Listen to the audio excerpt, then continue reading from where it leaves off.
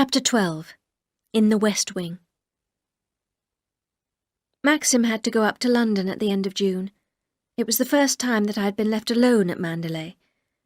I was sure that Maxim would have a terrible accident, or even be killed. I was too worried to eat any lunch. At about 2 o'clock, Robert brought me a message. Maxim had arrived safely in London after a good journey. I felt happy again, and also rather hungry. I went back into the dining room and took an apple and some biscuits. Then I called Jasper, and we went together into the woods. As I sat there, I felt happier than I had ever been at Mandalay. I could not understand it. I had not wanted Maxim to go to London, but now I was glad to be alone. I walked through the happy valley to the bay. The sea was very calm. Jasper ran up the rocks leading to the next bay. "Not that way, Jasper," I called. The dog took no notice. Oh well, it doesn't matter, I thought. Maxim isn't here. And I climbed over the rocks after Jasper. The tide was out and there was very little water in the bay. The white and green buoy was still there. I could read the name on it now. Je reviens. A strange name for a boat. I'll come back. And that boat would never come back now. I walked slowly across the beach to the cottage. The sun was shining today and the cottage did not look frightening any more. I pushed open the door. Everything was exactly as before. There was a sound in the boathouse and Jasper ran up to the doorway, barking angrily. "Is anybody there?" I said. I looked through the door and saw Ben sitting by the wall. He looked very frightened. "I think you should come out," I said. "Mr. De Winter doesn't like people coming in here." Ben followed me out into the sunshine. "I'm not doing anything wrong," he said. "You won't lock me up, will you?" His whole body was shaking with fear, and tears were rolling down his fat, round face. "I didn't do anything. I didn't tell anyone," he said. "That's all right, Ben. No one's going to hurt you. But don't go into the cottage again." Ben smiled. "You're not like the other one," he said. "She was tall and dark. She had eyes like a snake. She came here at night. She saw me once looking at her. 'You'll be locked up. People will hurt you,' she said. 'But you won't lock me up, will you?' 'No, of course not, Ben,' I said. Ben smiled again and went off down the beach to the sea. I went up towards the wood. Jasper followed me. When I looked back, Ben had gone, but I had a strange feeling that someone was watching me. Someone tall and dark, who watched and listened. I started to run up the path and did not feel safe until I reached the lawn. The house stood there safe and secure. The sun shone on something metal in the drive. A green sports car was parked there. I had never seen it before, and I hoped the visitor did not want to stay to tea. As I walked across the lawn, I looked up at the west wing. One of the shutters was open and a man stood at the window. Then another figure dressed in black closed the shutter. I was sure it was Mrs. Danvers. But who was the man? And why had he come when Maxim was away in London? I walked up the steps, through the hall and into the morning room. I could smell cigarette smoke. Then I heard voices, and without thinking I hid behind the door. I heard Mrs. Danvers say, "I expect she went into the library. Wait here while I go and see." She was talking about me, of course. I did not know what to do. Jasper had moved towards the drawing room, wagging his tail. "Hello, Jasper, old boy," said a man's voice, and Jasper ran back into the morning room. The man followed.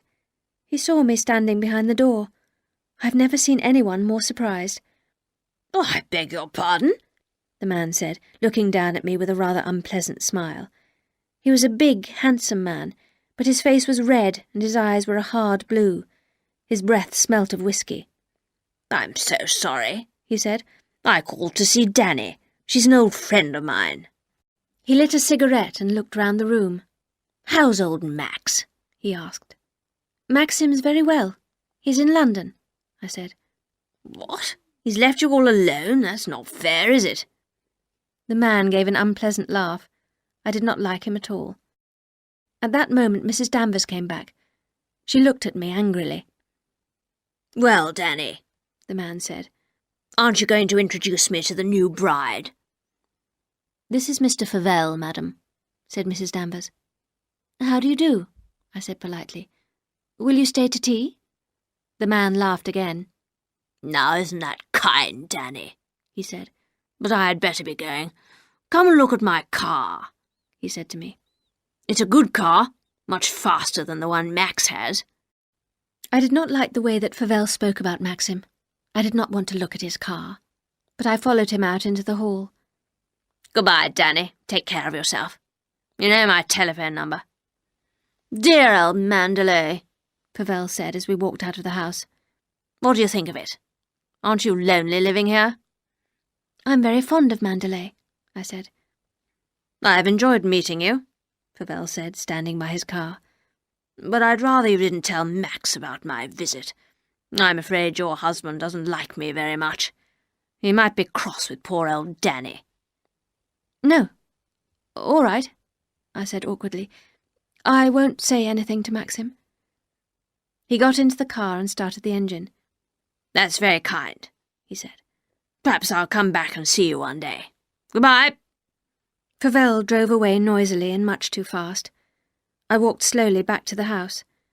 Mrs. Danvers had gone. I wondered who Favell was. He had certainly been to Mandalay before, and, like Rebecca, he called Maxim Max. Had Favell known Rebecca? What had he been doing in the West Wing? There were some very valuable things in the house. Perhaps the man was a thief. I decided to go up to the West Wing. I must see that everything was all right. The house seemed very quiet as I began to walk up the stairs. My heart was beating in a strange, excited way. I was again in the corridor where I had stood on my first morning at Mandalay.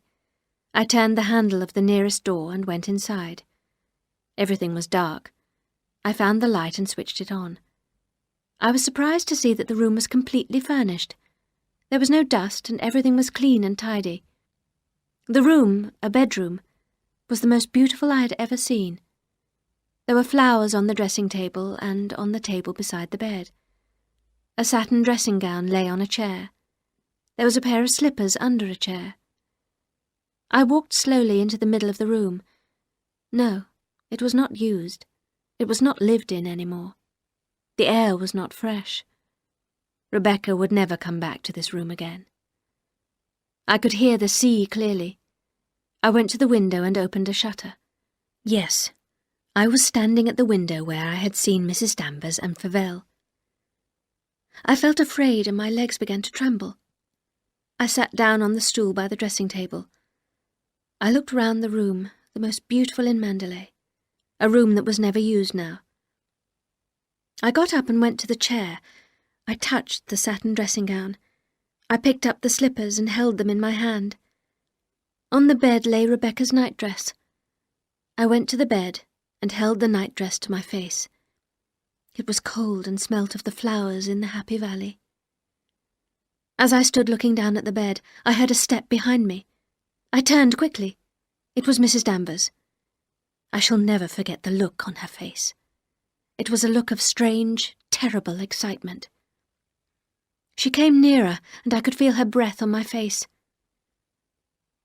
"Is there anything the matter, madam? Are you feeling unwell?" Mrs. Danvers said quietly. "I did not expect to see you here, Mrs. Danvers. I came up to fasten one of the shutters." "I will fasten it," Mrs. Danvers said. Mrs. Danvers came back from the window and stood beside me. "You opened the shutter yourself, didn't you?" she said. "You wanted to see this room, didn't you? Now you are here. Let me show you everything." Her voice now was as soft and sweet as honey. "It's a lovely room, isn't it? That was her bed. I keep it just as it was. This was her nightdress. She was wearing it the night before she died. These are her slippers." Mrs. Danvers put the slippers back under the chair and walked across the room to a large wardrobe. "All her evening clothes are here. Her furs, too. Mr. De Winter was always buying clothes for her. Beautiful clothes." Mrs. Danvers held my arm tightly with her long, thin fingers. Her eyes looked deep into mine. "I blame myself for the accident," she said. "I was out that evening. When I came in, I heard she'd gone down to the bay. I was worried. The wind was blowing hard. Mr. De Winter came in at about 11. The wind was blowing harder, and still she had not come back. I sat on my bed until after 5, then I put on my coat and went down to the bay. I saw at once that the boat had gone." Mrs. Danvers' hand fell back to her side. "That is why Mr. De Winter doesn't use these rooms any more. Listen to the sea."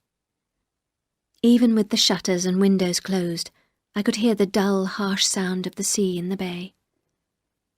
"I come into these rooms and dust them every day," Mrs. Danvers said. "If you want to come again, ask me. No one comes here but me. Sometimes I feel she is standing here behind me. I feel her everywhere. In the morning room and in the hall. You feel her too, don't you?" I tried to smile, but I felt sick and ill. "Do you think she can see us now?" Mrs. Danvers asked me. "Do you think the dead watch the living?" "I don't know," I said. "I don't know." "Sometimes I think she watches you and Mr. De Winter together," Mrs. Danvers whispered. We stood there by the door, staring at one another. I could not take my eyes away from hers. Then I turned and walked into the corridor. I went down the stairs and through the door to the east wing. I pushed open the door to my own bedroom. I shut the door of the room and locked it.